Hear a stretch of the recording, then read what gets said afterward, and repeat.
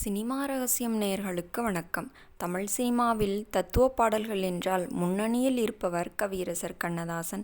மனித வாழ்க்கையின் தத்துவங்களை தனது பாடல்கள் மூலம் ஒலிக்கச் செய்தவர்தான் கண்ணதாசன்.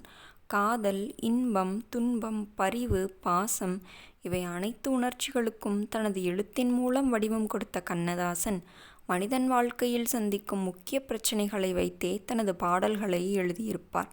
1950 தொடங்கி 70களின் இறுதி வரை தனது பாடல்கள் மூலம் பல அரிய தத்துவங்களை சொல்லிக் கொடுத்த கண்ணதாசன் மெல்லிசை மன்னர் எம்.எஸ். விஸ்வநாதனுடன் இணைந்தால் நிச்சயம் அந்த பாடல் ஹிட்தான் என்று சொல்லும் அளவுக்கு இருவருக்கும் இடையே அவ்வளவு புரிதலும் நெருக்கமும் இருந்தது. அதேபோல் இவர்களுக்கு இடையே அவ்வப்போது மோதல் ஏற்படுவதும் ஒருவர் மீது ஒருவர் கோபப்படுவதும் நிகழ்ந்துள்ளது. அந்த வகையில் எம்.எஸ்.வி. கோபப்பட்டதால் கண்ணதாசன் ஒரு ஹிட் பாடலையே கொடுத்துள்ளார். 1962ஆம் ஆண்டு ஸ்ரீதர் தயாரிப்பு மற்றும் இயக்கத்தில் வெளியான படம் நெஞ்சில் ஓர் ஆலயம். முத்துராமன், தேவிகா இணைந்து நடித்த இந்த படத்தில் நோயால் பாதிக்கப்பட்ட முத்துராமன் தன் மனைவி தேவிகாவிடம் நான் இறந்த பிறகு நீ மறுமணம் செய்து கொள்ள வேண்டும் என்று சொல்வார். அவரிடத்தில் தேவிகா ஒரு பாடலை பாடுவார். இந்த சுச்சுவேஷனுக்கு பாடல் எழுதுவதற்காக எம்.எஸ்.வி. கண்ணதாசன் இருவரும் பெங்களூர் ஹோட்டலில் தங்கியுள்ளனர். இதில் மது பழக்கம் இருந்த கண்ணதாசன் முதல் நாள் குடித்துவிட்டு தூங்கியுள்ளார்.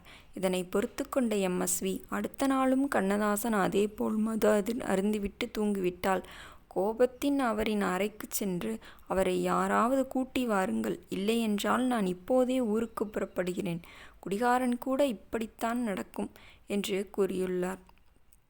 அதன் பிறகு உடனே கண்ணதாசன் அறை கதவு திறந்துள்ளது. கண்ணதாசன் வெளியே வந்ததை பார்த்து அங்கிருந்தவர்கள் எம்.எஸ்.வி. சொன்னது கேட்டிருக்குமா என்ற அதிர்ச்சியில் இருந்துள்ளனர். ஆனால் வெளியே வந்த கண்ணதாசன் சொன்னது நீதானா விசு என்று கேட்டுள்ளார். அதற்கு எம்.எஸ்.வி. அது நான் இல்லை, அது என்று இருக்க சொன்னது நீதானா, சொல் சொல் என்னுயிரே, இதுதான் பல்லவி, போய் மெட்டு போட்டு வந்து விடுகிறேன் என்று கூறிவிட்டு சென்றுள்ளார். சிறிது நேரத்தில் எம்.எஸ்.வி. மெட்டு போட சொன்னபடியே வந்த கண்ணதாசன் முழு பாடலையும் எழுதி கொடுத்துள்ளார். அப்படி வந்த ஹிட் பாடல்தான் சொன்னது நீதானா, சொல் சொல் என்னுயிரே என்ற பாடல்.